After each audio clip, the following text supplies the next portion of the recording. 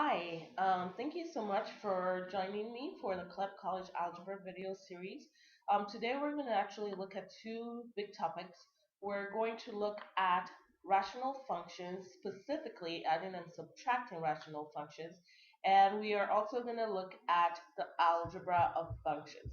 Okay, before we get started, I want us to look at these two examples to kind of warm us up. Okay, we have done this before where you have x squared plus 6x plus 5, and let's say it's divided by x plus 1. Okay, recall that if the question was to ask you to simplify, what you would do is you would break down the top. So you're gonna do I call this diamond because that's what everybody seems to call it. First times last term goes on the top, middle term goes on the bottom. Find two numbers, then multiply to give you 5, but add to give you 6x. So that's gonna be 1x and 5x. 5x times 1x is 5x squared. 1x plus 5x is 6x. Okay, this is a simple one where you can go from there to x plus 1, x plus 5. Obviously, if you don't remember to do that, what you would do is you will replace the middle terms with what you got. Okay, so this is what I got, 1x and 5x plus 1x plus 5x, okay, plus 5. And then you split this. This has x in common, so this is x plus 1. Okay, and this has 5 in common, plus 5, x plus 1. And then the 2 have x plus 1 in common, so this is x plus 1. You take that out, you factor that out. Well, x plus 5, and then you factor out the x plus 1. Okay, and that's how I get this. And then keep the bottom. You can cross these out. So the answer is x plus 5. Okay, now let's also do this. Number 2. If y equals x squared minus 4 and x equals 7,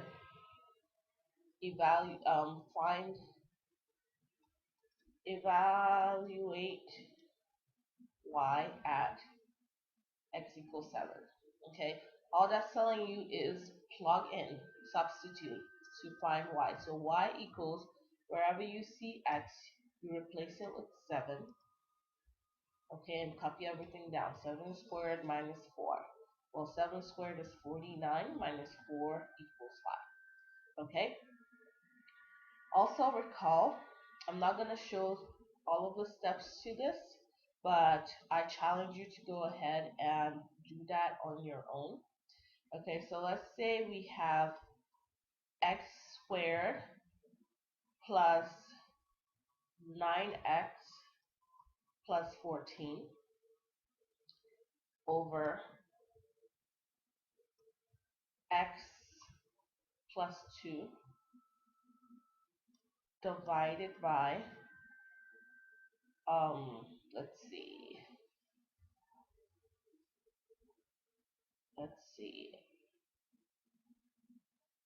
divided by, I'm sorry, I'm kind of drawing a blank right now. X squared minus 9 um, over x plus 3. Okay, so remember, first things first, division. Go ahead and change that to multiplication. X plus 3. Let's redo that. Okay, division. Go ahead and change that to multiplication. And remember, with multiplication, you want to flip the second fraction and multiply.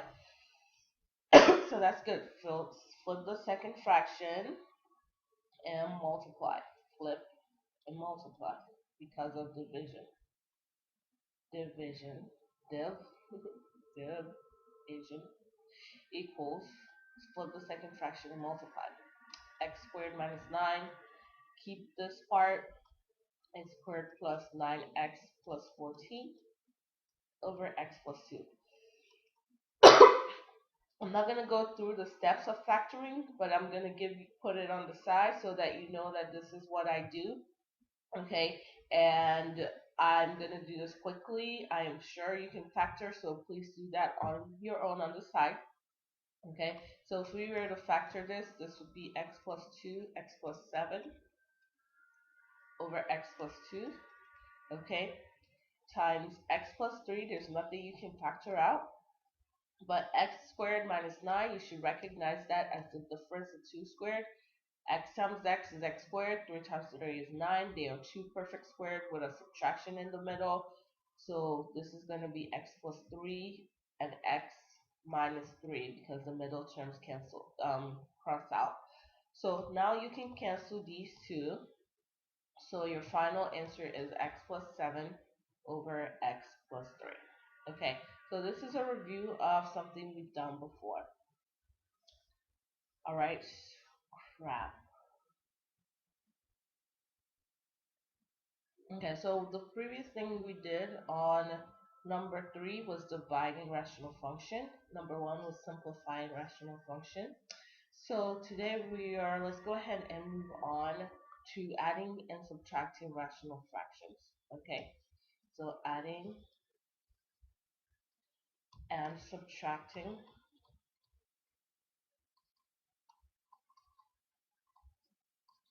and call them rationals. Okay, now before you do that, let's go back to fourth grade math or something like that, maybe fifth grade or sixth grade math, and actually see how we add fractions. Okay, so let's say you had 1/2 plus 5 over 2. Okay, so this is a fraction. To add them, you get the common denominator. Since they both have common denominator, you keep the denominator and you add the numerator. So this would be an example of an easy problem because it has common denominators. Okay, so let's turn it up a notch. Let's say you have 3/2, but this time you are adding it to 3/4. Okay, your first goal, what you want to do is you want to get common denominator. You notice that you can get 4 as a common multiple, so you can multiply this part by 2 over 2 so that you can get the 4 to be the common multiple. So this first one that I just did would be 6 over 4 plus, now plus 3 over 4. And now again, you have common denominator, so you keep the denominator, okay, and you add the numerator, okay. So a good practice with things like this is to kind of figure out what you already know about it. You know how to add fractions. So that's pretty much what you're doing, but now you have variables. Okay, let's say that you have something like 1 over 7 plus 1 over 5. Okay, so you want to find the least common multiple because that will make your that will be the simplest way to do it. Now you know that since 5 and 7 they don't have anything in common, you can multiply this by 5 over 5 so that you can get a least common multiple of a 35 on the denominator. And here you can multiply by 7 over 7 because 5 times 7 is 35. 7 times 5 is 35. Okay, and then you replace. This would be 5 over 35 plus 7 over 35. And now again, you have the same base. So your goal is to get the same base so that you can simplify it. So same base, keep the base, and then add the top. So 12. Okay, so let's do one more. okay, where they have common terms. So let's say this was 3 over 10 plus 1 over 25. Okay, now again, you want to get the least common multiple. Of course, that would be the easiest way to do this, the most efficient way. So to get the least common multiple, you realize that 10 is 2 times 5. Okay, so if you have no clue, 2 times 5, 25 is 5 times 5. Okay, notice that they both have 5 in common. So you just want to reflect the things they don't have in common. So if I were to multiply, this would be the easiest way to do this. If I were, since this doesn't have that extra 5, let's multiply the top and the bottom by 5 times 5 over 5. And since this doesn't have that extra 2, let's multiply the top and the bottom by 2 over 2. So let's check out what just happened here. 5 times 3 is 15. 5 times 10 is 50. Plus 2 over 2 times 5 is 50. Now we have common denominator. So if you just factor it out, check out what they have in common and what they don't have in common. Just go ahead and kind of attach it to them. So now I have 17 over 50. Okay, so again, go back to what you know and try to use that experience to relate it to what you're going to learn. Okay, now that we're done with 5th grade math, I hope you're feeling confident. If you can relate it, then you will be able to remember this. Let's go ahead and do rational functions. Here's number 1. Let's do what I consider a simple problem. 7 over x plus 1 plus 2x minus 1 over x plus 1. Okay, go back to our fractions that we have. Remember, if you're trying to add or subtract fractions, your whole goal is to have the same denominator. Notice these two are fractions. They have the same denominator, x plus 1. So just like you did in 5th grade, you keep the denominator and you combine the numerator. So I'm combining the numerator. 7 plus 2x. 7 plus 2x minus 1. Since it's a plus, you just keep everything. Okay, now let's combine like terms. The numbers go together, back to combining like terms, simplifying expressions. 7 minus 1 is 6. The 2x is by itself, so this is 2x plus 6, or 6 plus 2x over x plus 1. So if you can relate this to just regular fractions, then you can do this. No big deal. Okay?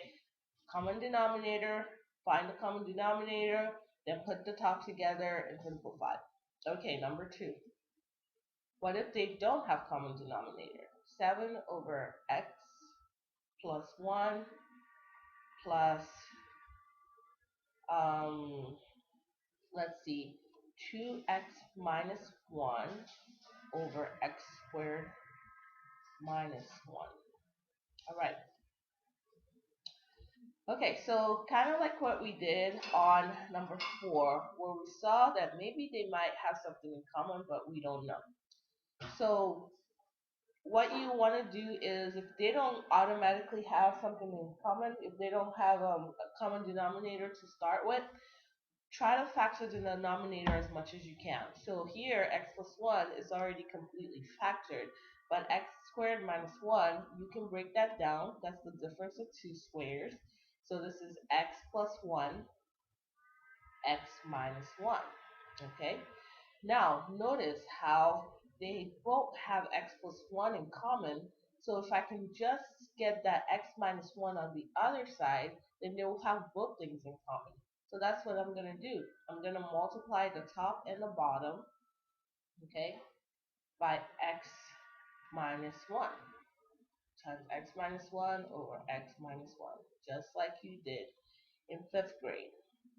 Okay, so now they both have x plus 1, x minus 1. Okay, So you could either write it as x squared minus 1, or you can also write it as x plus 1,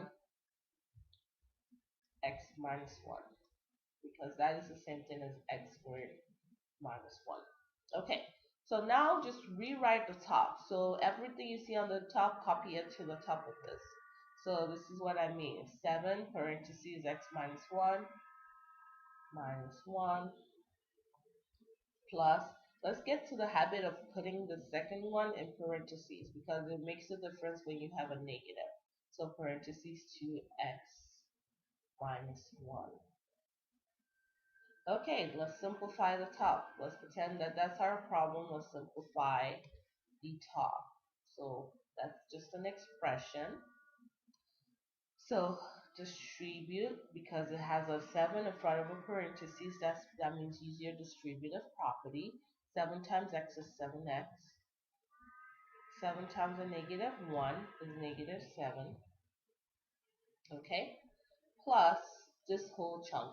Well, plus doesn't change anything, so plus keeps the positive 2x minus 1. Okay, and just keep the bottom. X plus 1, x minus 1. Okay, combine like terms. 7x and 2x are like terms, equals 9x. Negative 7 and negative 1 are like terms, minus 8. And then x plus 1, x minus 1. Now, if there's anything that they have in common on top and bottom that you can factor and cross out, you could also do that. Alright, so that's that. Now, what if they don't have anything in common? So let's see 3. 2 over x minus 1 minus 2 over x plus 3. Okay, so you look at the bottom, they're completely factored, and they have nothing in common. So this is what you do. You want to get them to have the same denominator. That is your goal. That is always your goal. So if I can multiply this side by x plus 3 and multiply this side by x minus 1, they will have the same denominator. So that is exactly what I would do. Brilliant. Alright, x plus 3 over x plus 3. Why do we do top and bottom the same number? Because any number divided by itself is 1. And 1 doesn't change things when you're multiplying or dividing. 2 times 1 is 2, 3 times 1 is 3. 2 over x minus 1 times x plus 3 over x plus 3 is 2 over x minus 1. Okay, anyway, let's move on. So take this, multiply it to this side. Take this, multiply x minus 1 on it, top and bottom. Again, the whole goal is to get the denominators to be exactly the same so that we can add or subtract. Okay, so let's go ahead and get in the habit of putting these things in parentheses. So here we go. Now they have same denominators and numerator. So let me just write it out. So this is 2 times x plus 3. Either way you write it is fine. I just like to write if there's a single number, I like to write it in front of the parentheses.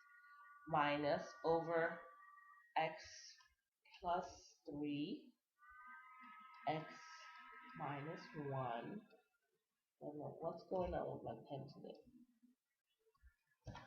X plus 3, x minus 1, minus 2, x minus 1 over x plus 3, x minus 1. Okay, keep the denominator, combine the numerator, so that means I'm copying the numerator just like it is. 2x plus 3 minus 2x minus 1 minus 1 over x plus 3, keep the denominators, x minus 1. Okay, now simplify the top. So if you need to distribute, do that. So 2 times x equals 2 times x is 2x. 2 times 3 is 6, positive 6. Parentheses end here. Start with the next one. Negative 2 times x is negative 2x. Negative 2 times negative 1 is positive 2 over the whole denominator, x plus 3, x minus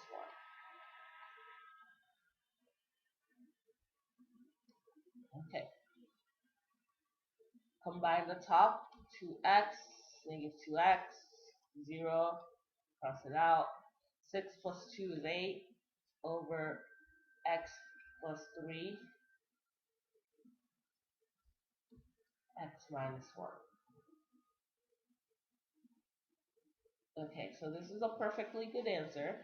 Now, they might also give you something like this, where you have your answer written like this, where they actually FOIL the bottom and they give you x squared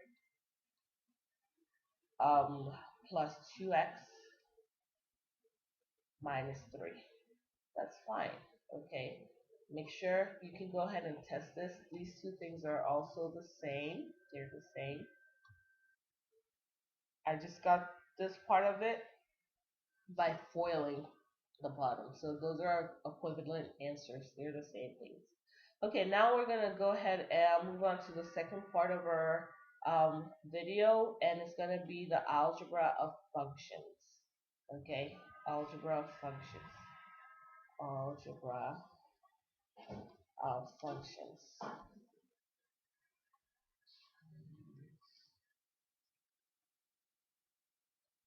Okay. So we evaluated functions, and what I meant by that is I told you y equals x squared minus 4, and I told you to evaluate it at y equals 7, okay, for the warm-up. So now, here's another way. Let's say let me copy that question. Oh, let's do another one. Y equals, no, let's copy that one down. Let's do one again. Y equals x squared minus 4. X squared minus 4. Evaluate at x equals 7. Well, we could write this out. We can always write this, but there are easier ways to write this. You know how we are in math. We want to use the most efficient way. First things first, y equals, okay, that's just terminology. Y equals, some variable y equals. Another way to write y equals is f of x equals. Okay, so another way to write y equals is by saying f of x equals. So these two things are the same. It's just a notation. Okay, to understand. So instead of writing y equals, sometimes I could say f of x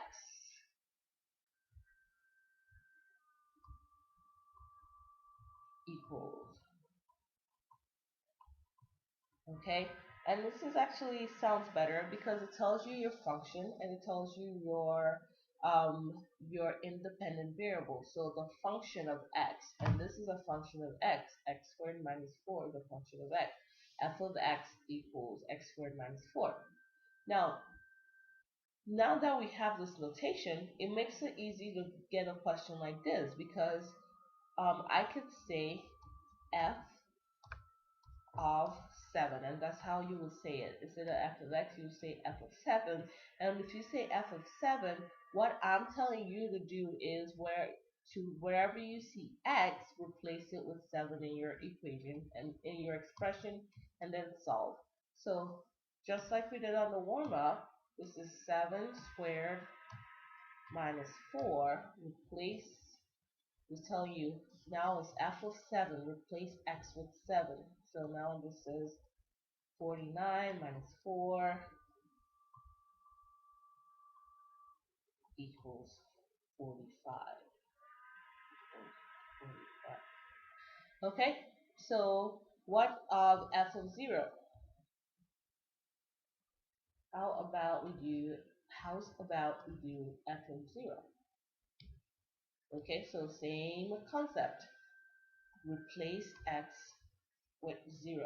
So this is 0 squared. 0 squared minus 4, which is 0 minus 4, which is negative 4. Having problems with my pen today. Okay? Well, you could do that. You could also say replace x with a variable. So instead of f of x, what if we say f of z equals? Well, that's fine. That tells you wherever you see x, replace it with z. So z squared minus 4. That's fine. Okay, and they can tell you to replace it with an expression, f of x plus 1. Okay, wherever you see x, now you're going to replace it with this big chunk of expression. So this is x plus 1 replaces x in your original equation, your original function. Original. Mr. Original. Okay, x plus 1 squared minus 4.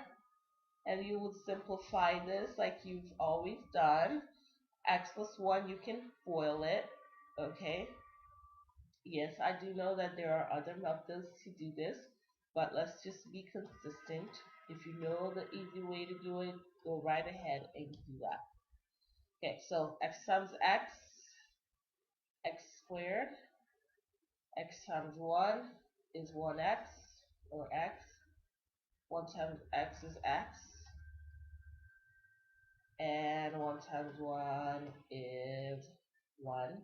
Okay, I just did the 4 on this part. Don't forget to minus the 4. Bring down the minus 4. Okay, so combine like terms. So this is x squared plus 2x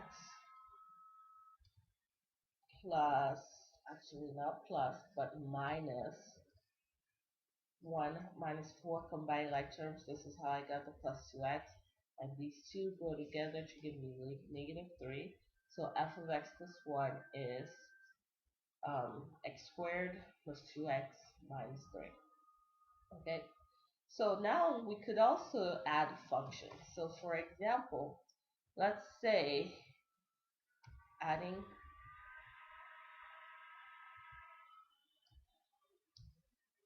subtracting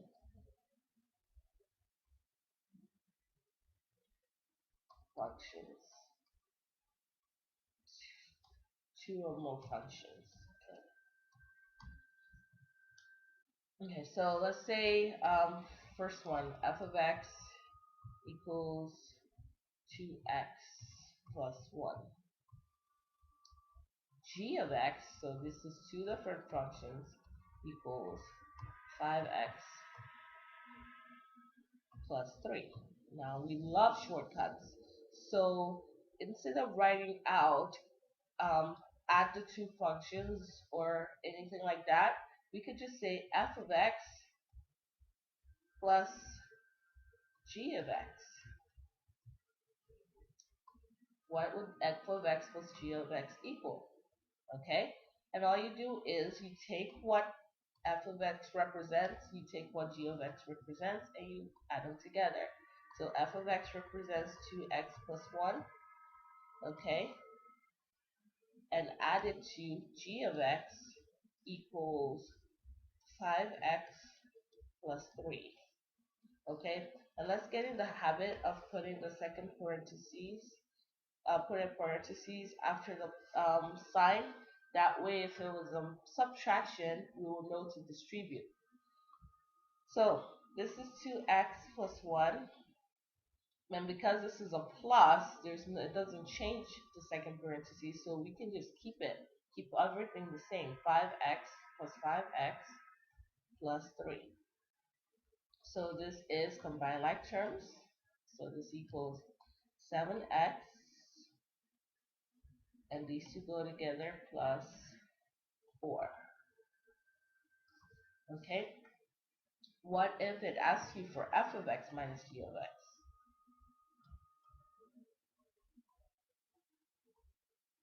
Minus g of x equals. Okay, so same thing.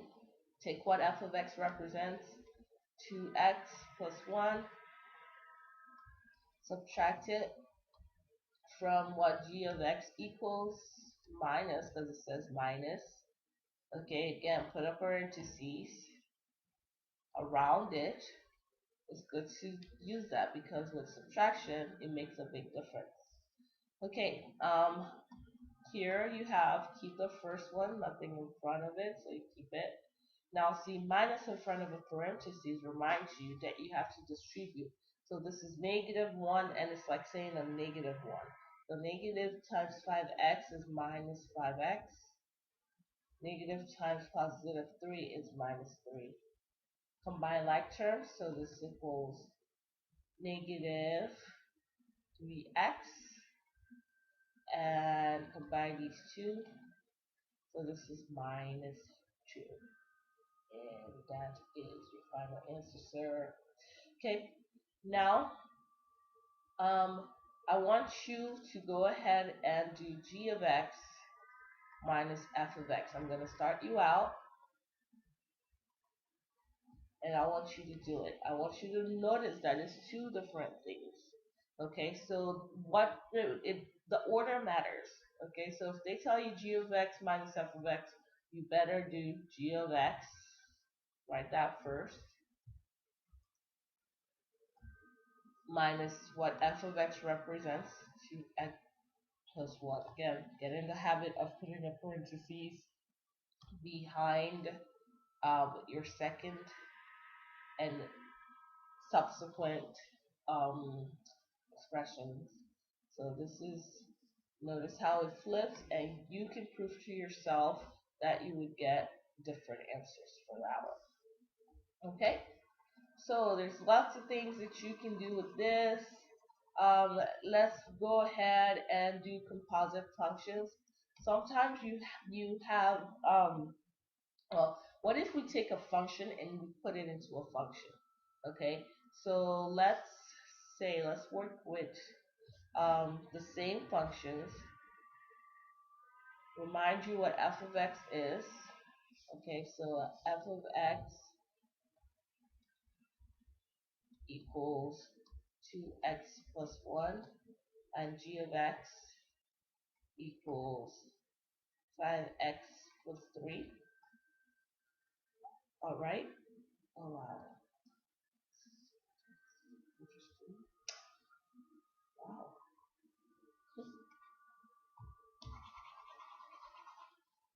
Let's see what we can do here.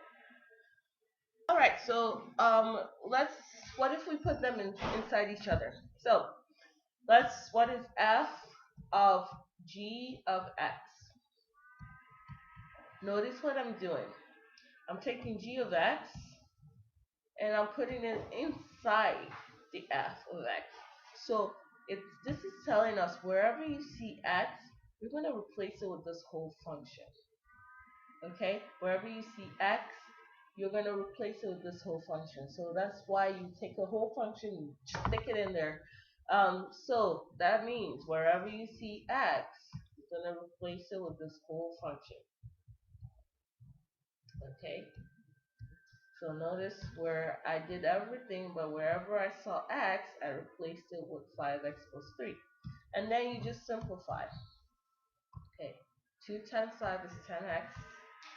2 times 3 is 6 plus 1. And then just simplify. Okay, so it looks worse than it is. Okay, what if you had g of f of x? Okay, g of f of x. Okay, now g is your king, and wherever you see x on G, so let's copy, so G is 5x plus 3, so let's copy this down. Let's copy what each one is. G of x equals 5x plus 3. F of x equals 2x plus 1. Okay, so now your f of x is going into your x.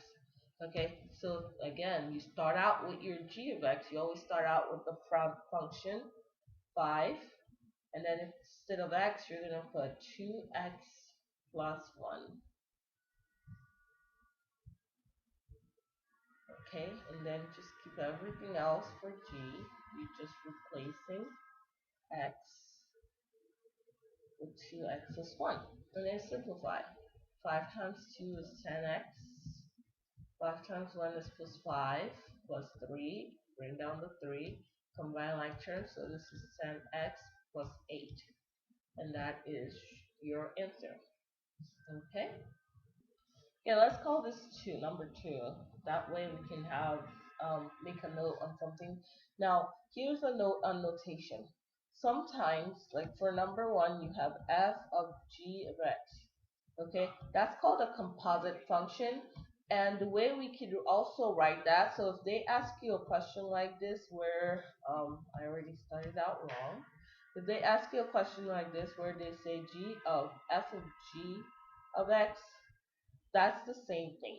Okay, so for this question, they'll write g of f of x. Okay, that's like saying take f of x and put it into g. Okay, so that's a notation that you want to be familiar with, and because it's frequently used. Okay, now what if you do a quick one? F of x over g of x.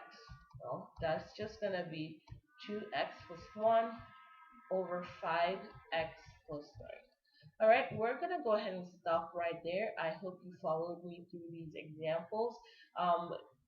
This is really getting interesting. Okay, algebra, college algebra is really interesting, and this is getting really interesting. I hope I had your attention the whole time. It's okay if you pause on the way. Just get it done. You're doing a really good job. Thank you.